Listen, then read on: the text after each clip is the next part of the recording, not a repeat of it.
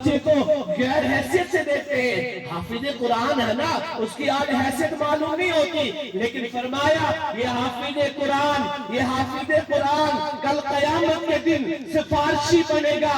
10 ایسے آدمیوں کا سفارشی بنے گا. فرمایا جن کا جہنم میں جانے کا اعلان ہو چکا ہوگا, جن کا نام جہنم کے رجسٹر میں لکھ چکا ہوگا, ایسے رشتہ داروں کو, ایسے پیاروں کو, ایسے ماں باپ کو, ایسے پڑوسیوں کو وہ جہنم سے قرآن کی سفارش کی وجہ سے لے کر جنت میں جانے والا بنے گا.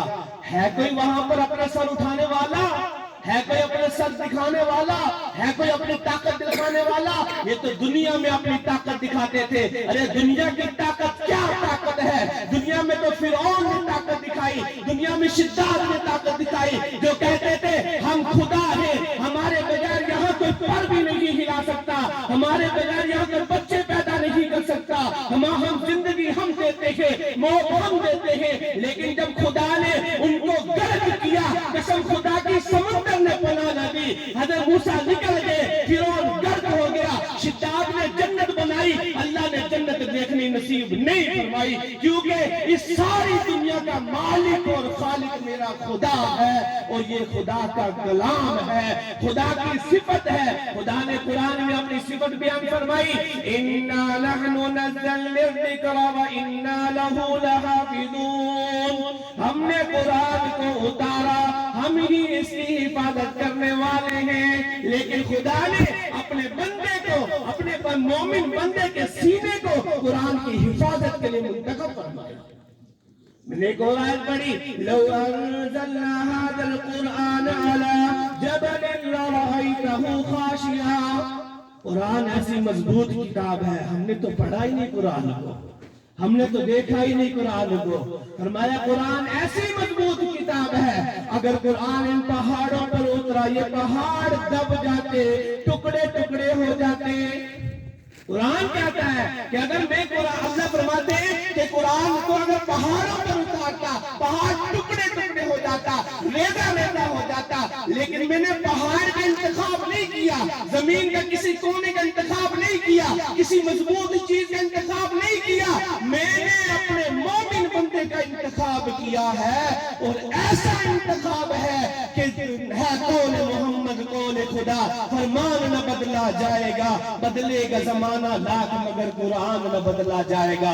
کئی آئے گا, کئی آپ نے دیکھے ہوں گے وسیم رضوی جیسے خبیث لوگ جو کہنے لگے ہم قرآن کی آیتوں کو بدل دیں گے, ہم قرآن کی ان آیتوں کو نکال دیں گے, ہم نیا قرآن پیدا کریں گے. خدا کہتا ہے جس کی حفاظت میں نے لی ہے, اس قرآن کو میں نے 8 سال کے معصوم بچے کے سینے میں محفوظ کر دیا. تو کیا بدلے گا؟ تو قرآن کو بدلنے آیا تھا. فرمایا میں نے تجھے بدل دیا. جب تو قرآن کو بدلنے آیا, میں نے تیرے دل سے ایمان نکال کر تجھے تیرے اوپر جہنم کی مہر لگا دی.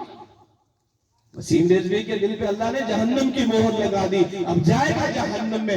کیونکہ جو قرآن کو چھوڑتے ہیں, جنہوں نے قرآن کو چھوڑا ہے, قسم خدا کی فرمایا کہ 2 چیزیں ایسی ہیں, مسلمانوں نوٹ کر لو, اگر چھوڑ دو گے ذلیل ہو جاؤ گے, خوار ہو جاؤ گے, زمین میں مٹ جاؤ گے, دوسرے لوگ تم پر مسلط ہو جائیں گے, ظالم مسلط ہو جائے گا, تمہارا ایمان کمزور ہو جائے گا. 2 چیزیں چھوڑنا نہیں. فرمایا اگر قرآن کو چھوڑا ذلیل ہو جاؤ گے, آپس میں اختلاف کرو گے ذلیل ہو جاؤ گے. آج پوری دنیا کے اندر قرآن کو چھوڑا جا چکا ہے, پوری دنیا کے مسلمان آپ سے اختلاف میں لڑ رہے ہیں, جھگڑ رہے ہیں. ہے سچی بات نہیں ہے, اختلاف کی وجہ سے آج ہم مار کھا رہے ہیں. اگر ہم ایک ہو جائیں, ایک مٹھی میں بند ہو جائیں, ایک خدا کو ماننے والے ہیں, ایک نبی کے ماننے والے ہیں, اختلافی باتوں کو ختم کر کے ایک خدا کے ہو جائیں, انشاءاللہ ہم دنیا میں کامیاب تھے, ہم ہیں اور ہم ہی رہیں گے, کیونکہ ہم قرآن کو ماننے والے ہیں.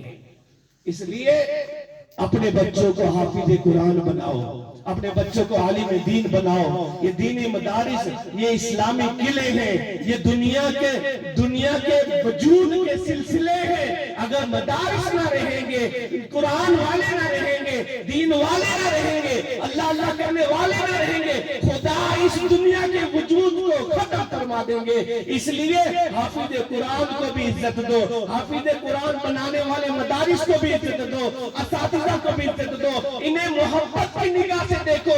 ہو سکتا ہے کل قیامت, آج ان کو آپ محبت کی نگاہ سے دیکھتے ہیں, کل قیامت کے دن آپ کی ان کی نظر آپ کے اوپر پڑ جائے اور آپ کا ہاتھ پکڑ کر یہ آپ کو جنت میں لے کے چلے جائیں.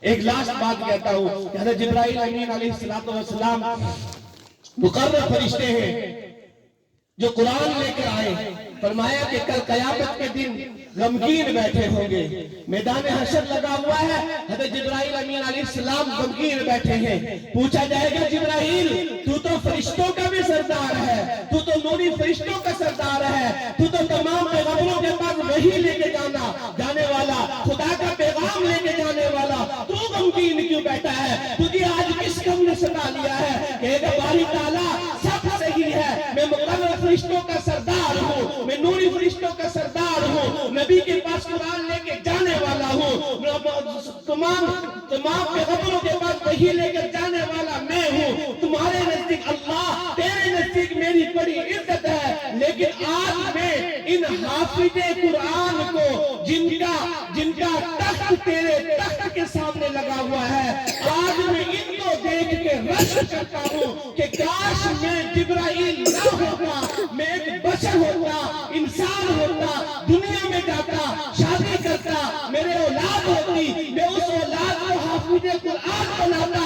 آج میں جبرائیل بن کر نہ بیٹھا ہوتا, آج میں حافظ قرآن کا باپ بن کے خدا کے سامنے بیٹھا ہوتا. میری یہ تمنا تھی.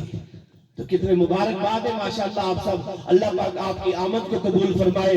جن کے بچے حافظ بنے ہیں اللہ پاک ان کے حفظ کو قبول فرمائے. تو بچوں کو بھی ایک چھوٹی سی نصیحت کہ حافظ ایسا ہونا چاہیے, حافظ صرف یہ نہیں ہونا چاہیے کہ حفظ کر لیا, چھوڑ دیا, اپنے کام میں لگ گئے, کاروبار میں لگ گئے, قرآن پورے سال دیکھا ہی نہیں. حافظ ایسا ہونا چاہیے کہ جب آپ بیٹھو کہیں پر قرآن پڑھنا شروع کرو تو پڑھتے ہی چلے جاؤ, کہیں آپ کی اٹک بھی نہ آئے. ایسے قرآن پڑھنے والے کے بارے میں کل قیامت کے دن ہوگا کہ پڑھتا جا, جنت کے درجوں پہ چڑھتا جا, بس تیرا آخری مقام ٹھکانا وہی جہاں تیری آخری آیت. اللہ پاک کہنے سننے سے زیادہ عمل کی توفیق عطا فرمائے. وآخر دعوانا الحمدللہ. جزاکم اللہ خیرا و احسن الجزاء فی الدارین.